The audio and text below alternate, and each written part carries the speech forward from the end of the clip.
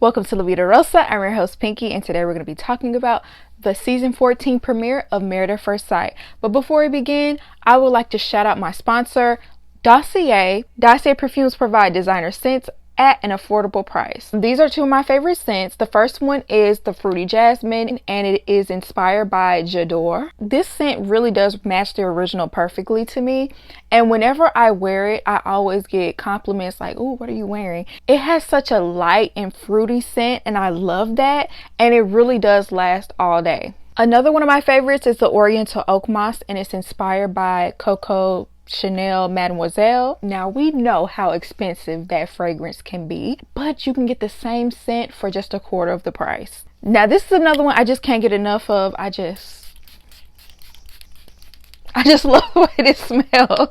Very light, very fresh, and once again, it's another one that turns people's heads like, "Ooh, what are you wearing?" Both of these fragrances and more can be found at Dossier.com. The link is down below. But wait, before you head off to the website, make sure you check out my discount code that will also be down in the description as well as on the screen, and you'll get a percentage off of your order. So once again, shout out to Dossier Perfumes. Check out those links down below. Also, if you like my earrings, they're from LaVidaRosaStyle.com, which is also in the description. Check that out, like, comment, and subscribe. And without further ado, let's get into this video. I need to know why they think that we want to watch a TV show episode that is longer than a movie, and absolutely nothing happened in it. We got one half of a wedding.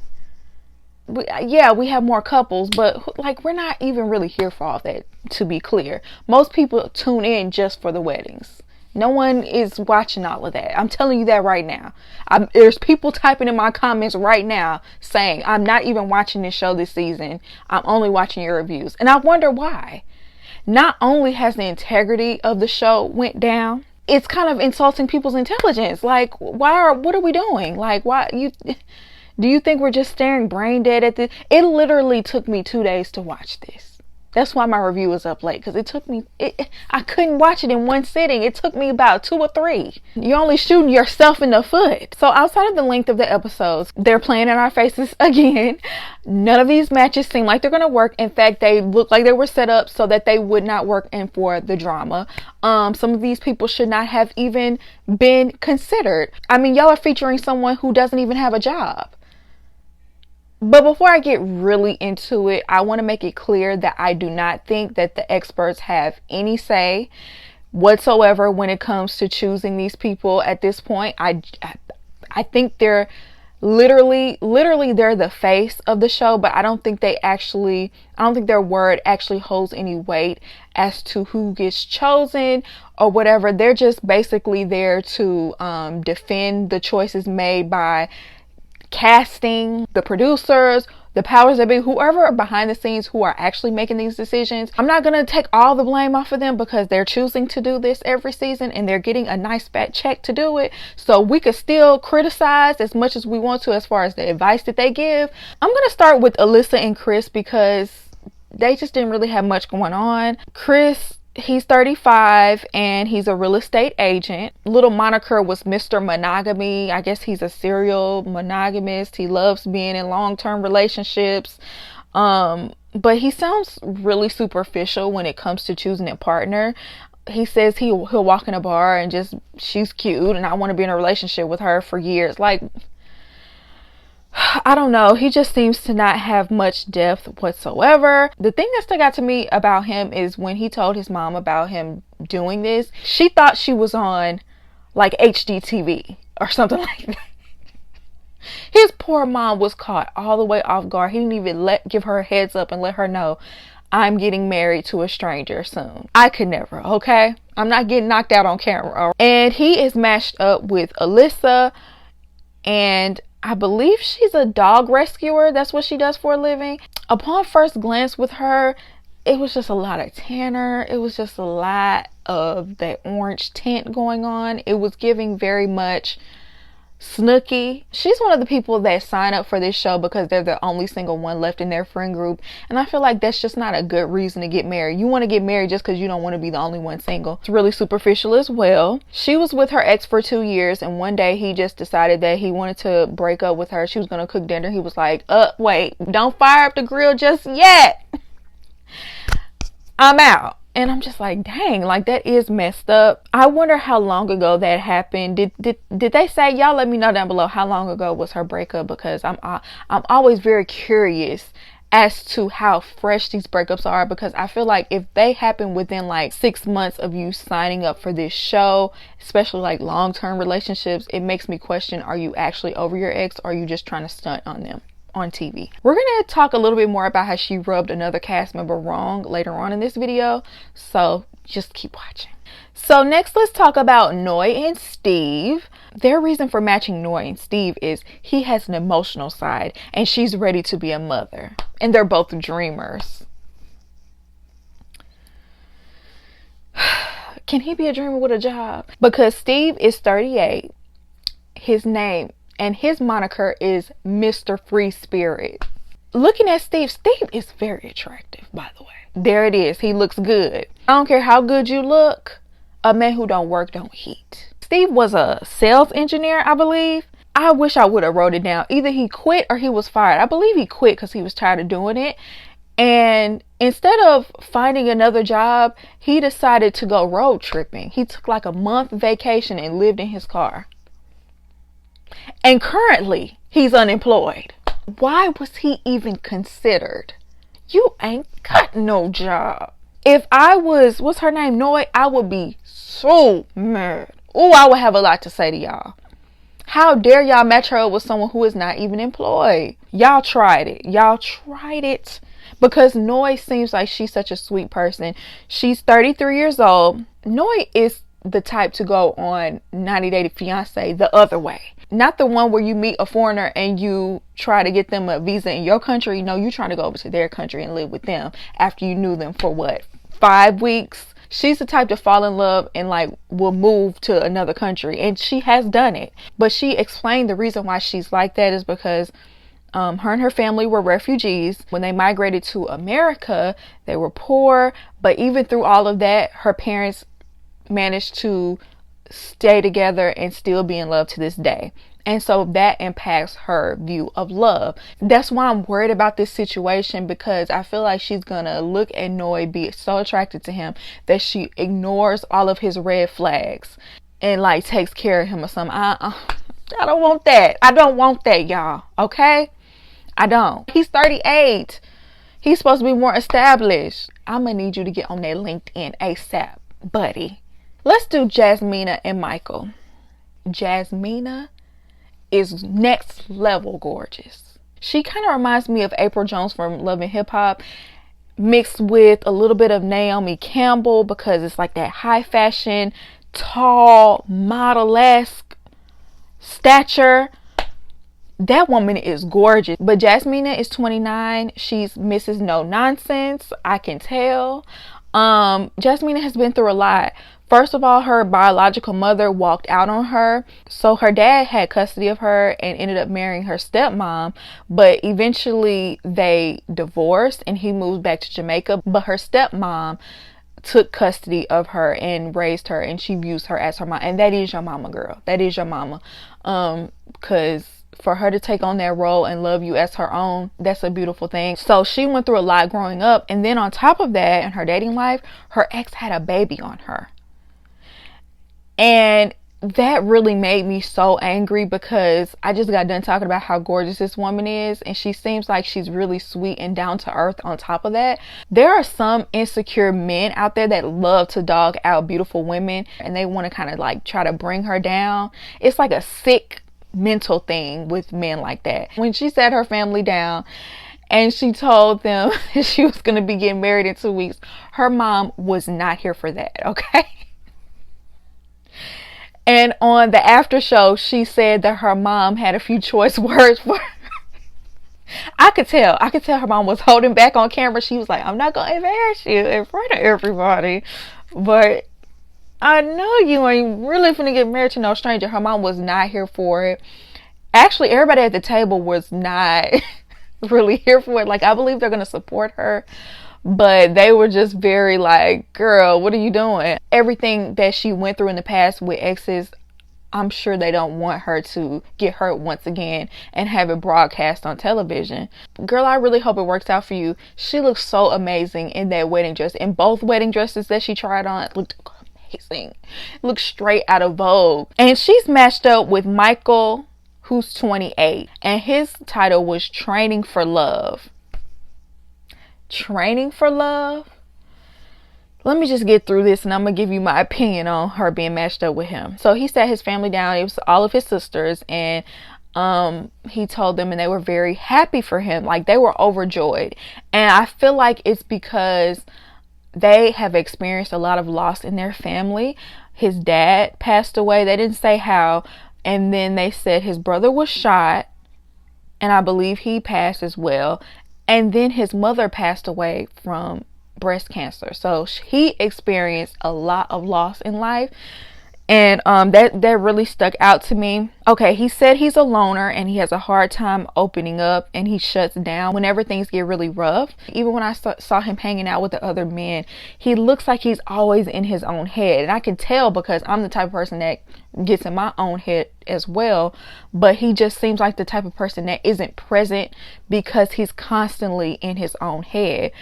And it makes me wonder, have you healed from this emotional trauma? Because that could be an emotional response to the loss you've had in your life. It makes me wonder, are you emotionally available to be someone's husband? He said that this show is going to force him not to be as picky. And it's like, have you seen this show? Like, has that worked for anybody who's been picky on this show? Y'all let me know down in the comments. Whatever you came in with, that's what you're going to leave out with, unless you're open to change. But most people think they're open and they're not. They're not.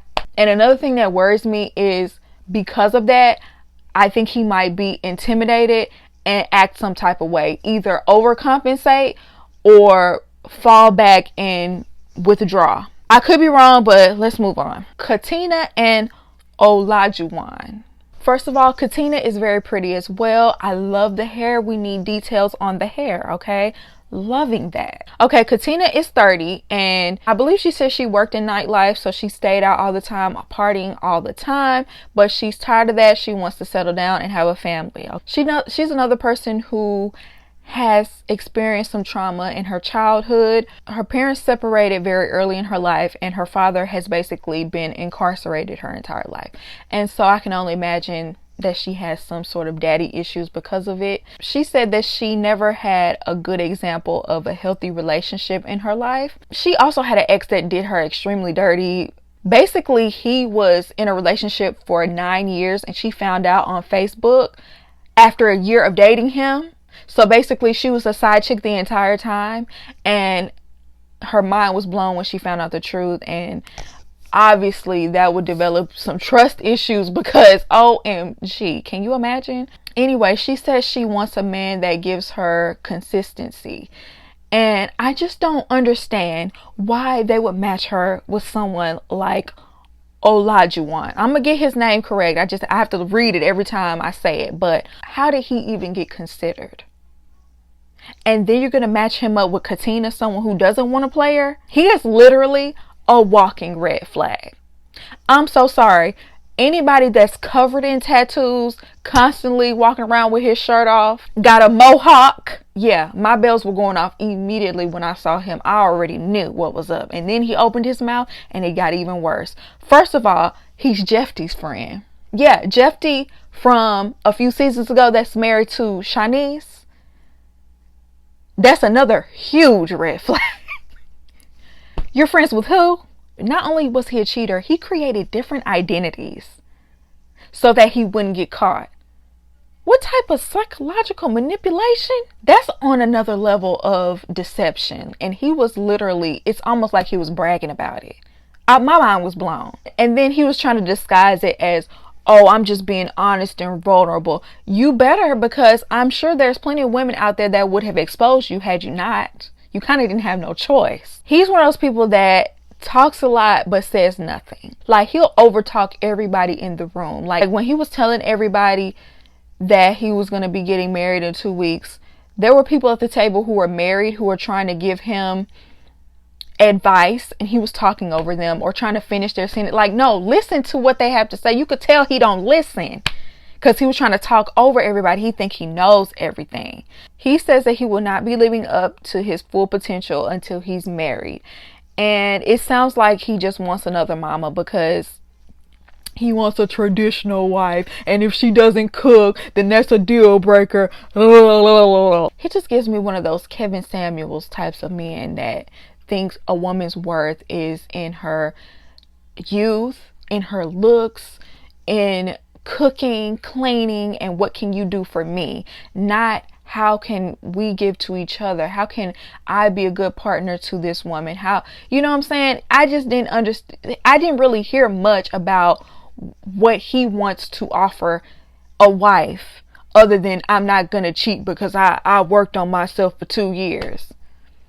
Next thing you know, we see them at their bachelor party and they have dancers running around, and I get it that men are going to have dancers at their bachelor party and they're going to receive a dance from them. But the way he was all on her booty, he was all touching all on her body, groping. Why are you doing all of this? Like, it's so extra for absolutely no reason. I just really don't think Katina deserved this match. I really don't. So finally, let's move on to Lindsay and Mark. Mark is 37. He is a regional manager for 3 gyms. And let me say this before we go any further. When I first saw him, I was getting like frat boy vibes from him. But then later on, when Lindsay said Guido, I'm like, that's what it is. The situation from Jersey Shore, that's how he looks now. His skin is very tight. Even Pauly D, they have that same tight, over tanned look. I was like, that's what it is, Guido. But I didn't know Guidos were in Boston. I don't know nothing about that culture. Y'all tell me down below. I don't know nothing about it. But you can't tell me that he don't fill in his brows, because what is this? Mark is someone else that is dealing with a lot right now. His dad passed away of cancer. His grandmother has dementia. And his mother is living in a rehab facility because she's unable to care for herself anymore. And he's really, he's lonely because of it. And honestly, that can wear a lot on you mentally. I wonder how he's dealing with this. I hope he's not getting married to try to pacify those feelings that he has.